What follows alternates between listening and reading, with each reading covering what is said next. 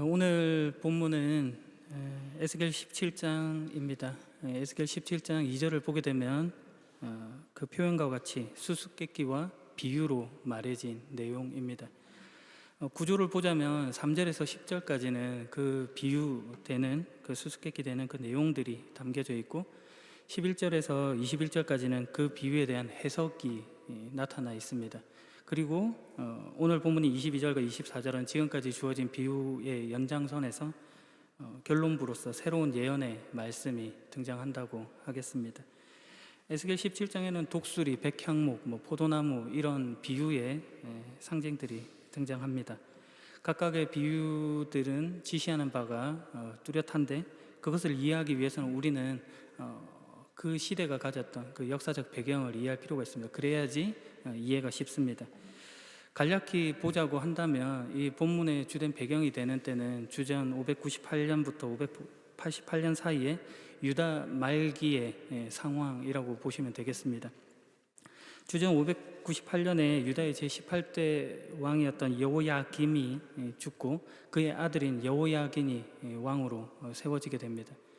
그러나 바벨론의 느부갓네살 왕이 유다를 침공하여서 여호야긴 통치 3개월 만에 그를 자리에서 내치고 바벨론으로 포로로 끌고 갑니다. 17장 3절과 4절을 보게 되면 주 여호와의 말씀에 날개가 크고 깃은 길며 털이 수북하고 색깔이 화려한 독수리 한 마리가 레바논으로 날아가 백향목 꼭대기에 올라앉아 연한 가지를 꺾어가지고 상인들의 땅으로 가져갔다라고 기록되어 있습니다. 여기서 독수리 한 마리가 바벨론 왕 느부갓네살을 의미하는 것이고 레바논이 유다 왕국 그리고 연한 가지가 여호야긴 왕을 의미합니다. 느부갓네살 왕이 레바논 예루살렘으로 와서 연한 가지인 여호야긴을 포로로 잡아간다 하는 내용인 것이죠.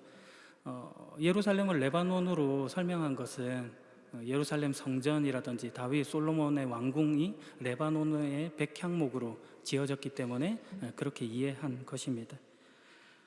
앞서 11절에서 21절까지가 이 비유의 해석이라고도 말씀을 드렸는데 12절에 보게 되면 바벨로니아 왕이 예루살렘에 와서 왕과 귀족들을 붙잡아 바벨론으로 데려갔다라고 하는 말로도 설명되어 있습니다. 그렇게 느부갓네살이 여호야긴과 유다 땅에 있는 지도자들을 바벨론으로 잡아갔습니다. 그리고 그 느부갓네살 왕은 여호야긴을 대신하여서 그의 삼촌이자 요시야 왕의 아들이었던 마따니아를 시드기야라는 이름으로 개명을 시키고 새롭게 왕으로 앉힙니다. 그의 입맛에 맞게끔 만드는 것이죠. 17장 5절을 보아도 그리고 독수리는 그 땅에서 씨를 가져다가 물가에 심은 버드나무처럼 비옥한 땅에 심었다라고 표현하고 있습니다. 그 씨가 시드기야고 비옥한 땅에 심었다는 것이 그와 언약을 맺고 그를 왕으로 세웠다라는 뜻입니다. 이로써 남유다가 바벨론의 속국이 됩니다. 그러나 유다가 비록 정치적으로는 그런 종속적인 위치에 있었다고 하지만 바벨론의 보호라는 그늘이 있었기 때문에 그들이 경제적으로도 사회적으로도 매우 안정적인 시기를 보낼 수 있게 되었습니다. 그래서 6절 말씀에 그러자 심은 씨앗이 자라 땅 위에 낮게 펴진 싱싱한 포도나무가 되었다. 그 가지들은 독수리를 향해 뻗었고 그 뿌리는 독수리 아래쪽으로 뻗었다. 거기에서 굵고 가는 온갖 가지들이 자라나고 새로운 잎새들이 나왔다. 이렇게 표현이 되는 것입니다. 그런데 시드기야는 이 상황을 참을 수가 없었습니다. 정치적으로 자존심이 구겨졌기 때문에 이 상황을 오래 견디지 못한 것이죠. 그래서 바벨론으로부터 벗어나려고 시도합니다. 느부갓네살과 맺은 언약을 깨뜨려 버리는 것이죠. 대신 그는 주전 588년에 이집트의 새로운 왕인 파라오 호프라를 의지하여서 그의 도움으로 이런 시도를 하게 됩니다. 7절에 우리 17장 7절에요. 또 날개가 크고 깃이 많은 큰 독수리 한 마리가 있었다. 그런데 그 포도나무가 뿌리를 그 독수리 쪽으로 뻗기 시작하였다. 그 독수리에게서 더 많은 물을 받으려고 가지들도 그 독수리를 향해 뻗어 나갔다라고 기록하고 있는데 여기 등장하는 또 한 독수리가 바로 이집트의 파라오를 상징하는 것입니다. 실제로 시드기야의 원군 요청에 이집트에서 군대를 파견함으로 인해서 이 바벨론의 군대들이 두려움에 떨기도 하고, 그리고 예루살렘에 주둔해 있던 군사들이 퇴각하는 그런 일들이 벌어집니다. 그래서 시드기야가 그 생각에 이집트가 자신들의 진정한 구원자다라고 이해를 하기 시작을 한 것이죠. 그 힘을 통해서 바벨론의 영향에서 벗어나야겠다라고 생각을 한 것입니다. 그러나 이런 생각들은 하나님께서 보시기에 맞지 않는 것이었습니다. 하나님께서는 예레미야를 통하여서 이런 말씀을 주신 적이 있습니다. 너희가 바벨론의 포로가 되어야 할 것이다. 바벨론의 속국이 되어서 목숨을 연명해야 하는 최소한의 보호로서 하나님께서 그 말씀을 주신 것입니다. 그런데 시드기야가 그걸 거부한 것이죠. 그 결과는 예레미야서 37장 7절과 8절의 말씀과 같이 이루어집니다. 보아라, 너희를 도와 바벨로니아 군대를 치려고 온 파라오의 군대는 이집트 땅으로 되돌아갈 것이다. 그리고 바벨로니아 군대가 다시 와서 예루살렘을 공격하고 점령하여 불태워 버릴 것이다. 그 예언의 말씀이 이루어져서 예루살렘이 불타고 망하게 됩니다. 오늘 우리가 읽었던 이 에스겔 17장 17절에도 동일하게 그 표현이 되어 있습니다. 바벨론 사람들이 토성을 쌓고 예루살렘을 공격하여 많은 사람을 죽이려 할 때 이집트 왕은 강한 군대와 많은 군사들이 있어도 이스라엘 왕을 돕지 않을 것이다. 그래서 유다가 망하게 됩니다. 본장 19절에 보면은 시드기야가 바벨론 왕 이 느부갓네살과 맺은 언약을 깨뜨리는 이것에 대하여 성경과 하나님의 평가는 그가 하나님을 무시하고 하나님을 배반한 것이다 라고 기록해 두고 있습니다. 바벨론을 통로로 사용하여서 말씀하시는 하나님의 뜻을 거부한 탓에 이런 평가를 듣는 것이죠. 열왕기하 25장을 보게 되면 시드기야의 모든 군대는 뿔뿔이 흩어지고 시드기야가 보는 앞에서 그의 아들들이 죽임을 당하고 시드기야는 눈이 뽑히는, 그리고 붙잡혀가는 그런 처지를 당하게 됩니다. 하나님을 떠난 자의 비참함이라고 하는 것이 어떤 것인지를 보여주시는 것이죠. 이런 어둡고 우울하고 암울한 현실 속에서 그런 모든 것들을 적나라하게 펼쳐두신 이후에 하나님께서 오늘 본문의 말씀을 주고 계신 것입니다. 다시 한번 읽어보겠습니다. 나주 여호와가 말한다. 내가 백향목 꼭대기에서 어린 가지 하나를 꺾어다가 심겠다. 나무 꼭대기 가지 끝에서 연한 가지를 꺾고 높고 큰 산 위에 심겠다. 내가 그 가지를 이스라엘의 높은 산 위에 심으면 그 가지가 무성해지고 많은 열매를 맺어 큰 백향목이 될 것이다. 온갖 새들이 그 나무의 둥지를 틀고 나뭇가지 사이에 보금자리를 만들어 살 것이다. 그때 내가 높은 나무는 낮추고 낮은 나무는 높이고 푸른 나무는 마르게 하고 마른 나무는 무성하게 하는 여호와인 줄 알게 하겠다. 나 여호와가 말했으니 그대로 이루어질 것이다. 소망 없는 현실 속에서 새로운 약속, 새로운 비유, 새로운 회복, 새로운 시작을 예고하고 있는 것이죠. 성전이 회파되고 다윗 왕권은 무너지고, 그리고 포로로 잡혀가는 이 현실, 더 이상 소망할 것이 없고 하나님 앞에 나와 기도하고 회개하여서 하나님이 들어주시겠지라고 하는 그런 신앙적 열심마저도 무너져 있는 그때에 하나님께서 지금 이런 말씀을 주고 계신 것입니다. 다른 것에서 어떤 원인, 요인들을 찾던 것에서 벗어나서 이제는 자기 자신을 직면하고 그 속에서 무엇이 문제인지를 돌아보는 중에 그 답답함과 막막함, 그 부딪힌 그 현실 속에 지금 이 말씀이 주어지고 있는 것이죠. 그들 생각은 이랬을 것입니다. 왜 우리가 망해야만 하는 것인가? 우리의 미래는 어떻게 되는 것인가? 선민이라고 하는 하나님과의 특별한 관계를 맺고 있는 우리들이 어떻게 이런 현실을 가지고 도대체 우리의 정체성은 무엇이며 우리의 미래는 어떤 것인가 라는 그런 한탄을 내뱉을 수 있는 그런 모습인 것이죠. 거기에 하나님께서 새로운 예언, 새로운 비유로 말씀을 주십니다. 열왕기하 맨 마지막 장인 25장의 마지막 부분을 보면 이런 말씀이 있습니다. 유다 왕 여호야긴이 사로잡혀간 지 37년째 되던 해, 곧 에윌 무로닥이 바벨로니아 왕이 된 해 12월 27일에 에윌 무로닥이 여호야긴을 감옥에서 풀어주었습니다. 에윌 무로닥은 여호야긴에게 친절하게 대하면서 바벨론에 와 있던 다른 왕들의 자리보다 더 높은 자리를 주었습니다. 그리하여 여호야긴은 제수가 입는 옷을 벗었습니다. 그는 죽기 전까지 왕의 상에서 왕과 함께 먹었습니다. 왕은 여호야긴이 살아있는 동안에 날마다 그에게 용돈을 주었습니다. 잡혀간 마지막 왕은 시드기야 왕이지만 시드기야는 여호야긴을 대신하여 세워진 왕입니다. 여호야긴이 먼저 포로로 잡혀갔기 때문에 시드기야가 세워지게 되는 것이죠. 나이로 보나 연대적으로 보나 지금 성경이 우리에게 주고 있는 말은 여호야긴이 복권되는 것을 통하여 마지막 왕조가 어떻게 이어지고 있는지 하는 그런 인상을 풍기고 있는 것입니다. 나라를 다시 다스리게 되는 것은 아니지만 그 왕이 가지고 있는 명예와 대접에서 그 지위를 회복하게 됩니다. 이런 사실은 포로된 이스라엘 백성들에게 묘한 희망을 가져다 주었을 것입니다. 아직도 우리에게 희망이 있는 것인가 하는 생각을 들게 했던 것이죠. 그러면서 그들이 차츰 하나님께서 자신들에게 어떤 말씀을 주었는지를 상기시킬 수 있게 되는 것입니다. 사무엘하 7장 14절 이하에 가면 하나님께서 다윗에게 이런 약속을 주십니다. 나는 그의 아버지가 되고 그는 나의 아들이 될 것이다. 만일 그가 죄를 지으면 다른 사람을 채찍과 막대기로 삼아 그에게 벌을 줄 것이다. 그러나 나의 사랑과 자비를 거둬들여서 사울에게서 마음을 돌렸던 것처럼 너의 아들에게서는 나의 사랑을 거둬들이지 않을 것이다. 너의 지방과 너의 나라는 내 앞에서 영원히 이어질 것이다. 이 다윗 왕조의 영원성을 지금 설명해 주고 있는 것이죠. 그것을 약속하고 계신 것입니다. 징계는 있어도 결코 그들이 망하지 않는 현실로 만드시겠다는 약속이죠.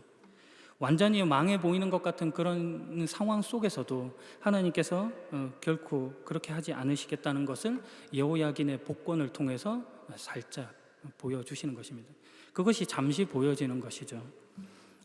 잠시라고 하는 것은 그 왕조가 영원히 이어지는 것 같지 않아 보이기 때문에 그렇습니다.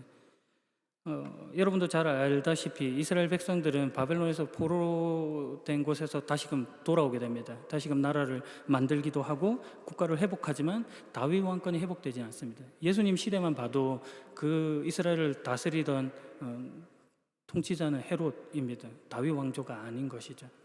그럼에도 불구하고 그 약속이 우리에게 이어지고 있는 것은 하나님께서 그 말씀하신 대로 이루시는 것을 보이셨기 때문입니다. 보여졌던 그 모습에서 보이지 않는 것 같이 보이시고 다시금 보여지는 것 같이 보였지만 또 아닌 것 같은 현실이 반복되지만 그 과정 속에서 결국은 그렇다면 영원한 것은 무엇인가를 우리에게 지시해 주고 있는 것이죠. 신약 성경의 시작인 마태복음 1장 1절은 이렇게 시작합니다. 아브라함의 후손이며 다윗의 후손인 예수 그리스도의 족보입니다. 예수 그리스도로 말미암아 다윗 왕권의 영원한 회복을 말씀하고 있는 것이죠. 오늘 본문에 나타난 바와 같이 하나님은 연한 가지를 꺾어서 높고 큰 산 위에 심겠다고 약속하십니다. 그리고 그 가지는 무성해지고 많은 열매를 맺어 큰 백향목을 이루고 온갖 새들이 둥지를 틀고 보금자리를 만들게 할 것이라고도 말씀합니다. 모두 예수 그리스도를 지시해 주고 있는 것이죠. 이사야 11장 1절에는 이새의 그루터기에서 한 싹이 나며 그의 뿌리에서 한 가지가 나와 열매를 맺을 것이다 라고 말하고 있습니다. 이것은 메시아 예언의 말씀으로 받아들이고 있습니다. 같은 이사야 53장 2절 이하를 보면 그는 여호와 앞에서 부드러운 새싹처럼 메마른 땅에서 자라나는 나무 줄기처럼 자라났다라는 것으로 고난받는 종 메시아 그리스도에 대한 예표를 하고 있습니다. 우리는 연한 가지, 힘없는 모습으로 오셔서 승리를 만들어내신 예수 그리스도를 알고 있습니다. 그분을 통해 참된 안식과 심, 평안을 누리게 된 것이죠. 그래야 희망 없는 그곳에 우리가 희망, 소망을 가질 수 있게 된 것입니다. 하나님께서 말씀하신 대로 이루어졌습니다. 우리는 신앙 현실 속에서 이스라엘 백성들이 가지는 모습과 유사한 그런 현실을 가지고 있습니다. 하나님께서 우리를 위하시고 대접하시고 우리를 목적하시고 있는 바와 또 우리가 하나님을 섬기면서 가지고 있는 기대와 소원들이 충돌하는 그 지점들을 겪고 있습니다. 이스라엘 백성들은 저들 나름대로 신앙적인 열심을 가졌고 또 그들이 가지는 어떤 진심들을 내보였습니다. 제물을 가져와 제사를 드리고 하나님을 찬양했죠. 그러나 결코 그들은 산당을 없애지도 우상을 파지도 않습니다. 이중적인 신앙생활, 양다리를 걸친 신앙생활을 계속해 왔던 것이죠. 전적으로 하나님께 순종하지 못한 것입니다. 어떤 것은 할만했지만 또 어떤 것은 하지 않습니다. 어떤 것은 자신에게 그렇게 대수롭지 않은 것들, 할만했던 것들입니다. 그러나 자기에게 중요한 것들이 있을 때는 어떻게 해서든 하나님의 능력을 끄집어내어 그것을 해결하고야 말겠다는 그런 태도로 하나님을 대합니다. 하나님을 수단화시켜서 동원하여서 하나님이 원하시는 내가 되기보다는 내가 원하는 하나님을 만들어내는 것으로 그들의 신앙생활이 이어졌던 것이죠. 오늘 본문이 말해주는 것은 그런 모습으로 인하여 가지는 그 결과가 참혹한 실패로밖에 이어지지 않더라라는 것입니다. 우리는 그게 싫은 것이죠. 그래서 공포만 남은 것입니다.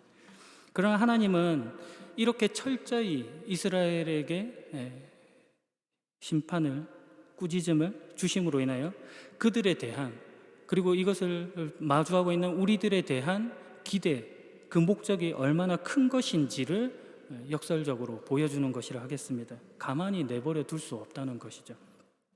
우리가 그것을 깨닫지 못해서 보이는 현실에서 보이지 않는 내일을 소망하기 힘든 것은 우리가 가진 기준이 불분명하기 때문입니다. 그 기준은 전적으로 하나님께 달린 문제라는 것입니다. 전적으로 하나님께 달린 문제라는 것은 조금 극단적으로 말해보자면 하나님 마음대로 하신다는 것입니다.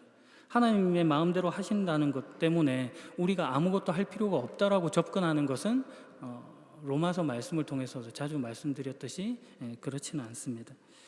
우리가 마주하는 우리의 모습 속에 어느 하나도 선한 것이 없으면 하나님을 의지하지 않고서는 할 수 없다라는 그 순종과 고백이 하나님 앞으로 나아가는 항복으로 보여져야 하는 것이죠. 하나님을 근거로 한다는 것, 하나님을 기준으로 한다는 것 때문에 그렇습니다. 이 말을 다르게 해보면 하나님께 모든 책임을 돌릴 수 있다, 이렇게도 말해볼 수 있는 것이죠. 그렇다면 하나님께 모든 책임을 돌린다고 한다면 과연 하나님은 어떤 분이신가로 우리의 생각들이 모아져야 하는 것입니다. 그걸 이해해야 담대해질 수 있습니다. 이스라엘의 역사 속에서 하나님은 자신이 누구신가를 끊임없이 말씀하셨습니다. 그리고 그 가운데 어느 하나 잘못한 것이 없으시며 그 관계 속에서 성실하게 책임을 다하셨다라는 것을 보이십니다. 그걸 깨뜨리는 것은 언제나 우리 쪽입니다. 이어서 나오는 에스겔 18장도 공의로우신 하나님에 관한 설명입니다. 하나님은 정의로우시며 은혜로우시며 사랑이 충만하신 분이다를 알게 하는 것이죠. 이것이 기독교의 중요한 선언입니다. 만약 그렇지 않다면 이스라엘이 가지는 그 모든 희망은 끝이 날 것입니다. 그 역사도 끝이 날 것이죠. 그러나 전적으로 하나님께서 그렇게 끝내지 않으시는 것입니다. 오늘 본문과 같이 새로운 약속, 새로운 비유를 주시고 회복을 말씀하십니다. 모두 하나님의 어떠하심을 나타내기 위함입니다. 우리는 어떤 일에 우리가 기대하는 좋은 결과라는 것으로 모든 것이 끝난 것이라고 여기기도 하고 그것을 최우선으로 생각하지만 하나님께서는 그 속에 담겨져 있는 하나님의 어떠하심을 오히려 더 중요하게 말씀하고 계신 것입니다. 그 속에서 우리가 자초한 심판으로 말미암아 죽음까지 본다고 할지라도 그것을 극복하여 내시는 하나님을 드러내 보이시는 것이죠. 그것이 십자가의 사랑이고 부활의 승리인 것입니다. 그러니 다만 하나님이 복 주실 거야 이렇게 단순하게 이해해서는 안 됩니다. 빌립보서 2장 말씀과 같이 예수님처럼 생각하고 행동해야 하는 것이죠. 예수님을 닮은 자로 살아가는 것이 무엇인지를 확인하는 삶을 사는 것입니다.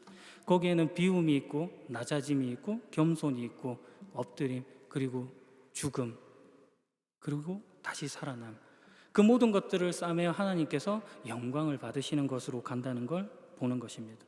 한두 번 울고 그만하면 됐다라든지 또 한두 번 감격했으니까 다 된 것 같이 그렇게 신앙생활하는 것이 아닌 겁니다. 한순간에 어떤 열정으로 생각해서는 안 되는 것이죠. 매 순간순간 확인해 가야 될 일이다를 지금 성경이 말하고 있는 것입니다. 우리가 거기에 붙잡혀 있죠.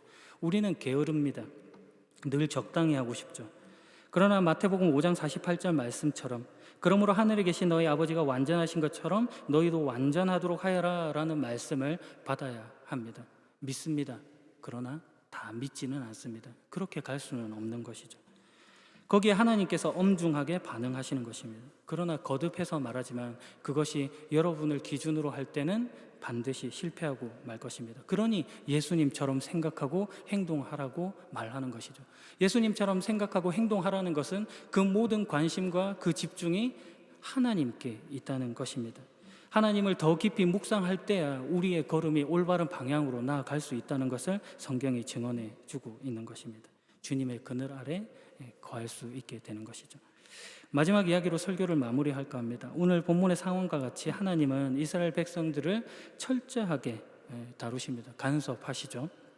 완전히 망한 것 같은 현실을 보여주시기도 하고 그 속에서 희망을 발견하게도 하십니다. 처음부터 안 그러시면 될 텐데 왜 그러실까 하는 그런 생각들만 우리의 머릿속을 맴돕니다. 하나님이 그렇게 안 하셨으면 좋겠죠. 그러나 이것이 하나님의 방식이라는 것을 이해하셔야 됩니다. 오늘 우리가 읽었던 그 본문에서 하나님이 이 본문을 시작하시면서 주시는 말씀이 수수께끼와 비유로 말하라고 하는 것입니다. 히브리어로 히나, 수수께끼는 그 뜻을 바로 알기 어려운 것으로 그 안에 심오한 뜻을 가지고 있는 것입니다. 히브리어로 마샬이고 헬라어로 파라볼레라고 하는 이 비유는 대응하는 말로 어떤 사물을 이렇게 예로 들어서 뜻한 바를 효과적으로 전달해 주려고 하는 것입니다. 예언자들이 자주 연극 같은 것들을 통해 상징적인 행위를 하기도 하고 이런 수수께끼나 비유 같은 언어적인 도구로서 계시의 말씀을 전달했습니다. 이런 방식으로 예언을 할 경우에는 직접적인 말씀의 선포와 달리 그 뒤에 반드시 해석이 뒤따랐습니다. 상징적인 행위와 비유에 대한 설명이 없으면 그 본래적인 뜻이 왜곡될 수 있기 때문입니다. 그래서 오늘 본문에서 구조를 설명드렸을 때도 본문의 비유와 수수께끼의 내용이 있고 거기에 대한 해석이 뒤따른다라고도 말씀드렸습니다. 이것을 달리 말해 본다면 수수께끼와 비유의 방식으로 계시의 말씀을 전달하는 것 속에서는 반드시 해석이 필요하다라는 것을 전달해 줍니다. 그러면 이것을 읽고 듣는 독자들, 청중들로 하여금 더 큰 주의와 관심을 기울이게 하는 것이죠. 수수께끼와 비유를 말함으로 그 뒤에 어떤 해석이 따라오겠구나라는 것을 생각하게 되는 것입니다. 더 깊은 단계로 나아가게 되는 것이죠. 그 관심에서 비롯된 어떤 깨달음, 알, 이런 것들은 그 처음 낯설음을 넘어서서 그 뜻이 명확히 해석되고 나면 어떤 직접적인 그 진술보다도 더 크게, 더 오래 기억되는 경향이 있습니다. 보다 생생하게 뇌리에 박혀서 분명함을 느끼게 되는 것이죠. 이것이 수수께끼와 비유로 말씀을 주시는 하나님의 뜻입니다. 우리는 이렇게 말합니다. 우리 인생 참 수수께끼 같다. 답을 알기 전까지 도무지 이해하기 힘들고 낯설기만 합니다. 그러나 그렇게 우리는 더 큰 집중과 관심으로 이렇게 물을 수도 있는 것이죠. 도대체 우리의 인생은 무엇인가? 어떻게 살아야 하는 것인가? 그런 물음들로 답을 찾아가는 것입니다.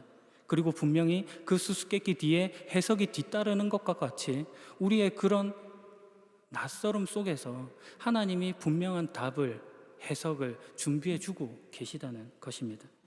그러니 우리가 다 알지 못해도, 막막해도, 답답해도 그 결국이 실패로 끝나지 아니하고 하나님께서 주시는 그 무성하게 하시는 그 풍성한 가운데로 귀결된다는 것을 아시고 오늘도 주님의 그늘 아래서 거하시는 복된 여러분에게 예수 그리스도의 이름으로 축복합니다. 기도하겠습니다. 우리를 인도하시는 주님, 막막한 현실 속에서 그 모든 일의 근거, 기준이 하나님인 것을 확인합니다. 어떤 도덕적 명분이 아니라 하나님을 닮았기에 가지는 순종이고 결단이고 항복임을 고백합니다. 완전하신 하나님의 철저하심과 같이 오늘 흘려보내는 순간들을 치열하게 살아내겠습니다. 우리의 힘이 아니요 오직 하나님을 의지하여 하겠습니다. 주여 긍휼히 여겨 주옵소서. 오늘도 우리를 구원하신 예수 그리스도의 이름으로 기도합니다. 아멘.